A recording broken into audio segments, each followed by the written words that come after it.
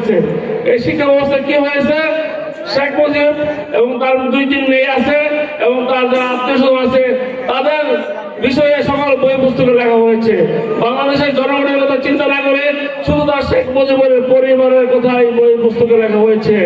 এই জন্য জিডিপিতে 5% বেশি বরাদ্দ দেওয়া হবে যেন শিক্ষা ব্যবস্থার মান উন্নয়ন হয় এবং দেশের সকল মানুষের চাহিদা মোতাবেক বই পুস্তক রচিত হয়। বন্ধুরা আমার, ইতিমধ্যে বৈষম্য বিরোধী যে একটা কথা উঠেছে, আমাদের দেশে দেখেন যারা গরিব শ্রেণীর আছে, লেবার আছে, রিক্সাওয়ালা আছে, সিটি কর্পোরেশনের ইউনিয়ন পরিষদের যারা কর্মচারী আছে, এদের বেতন কত 15 থেকে 20,000।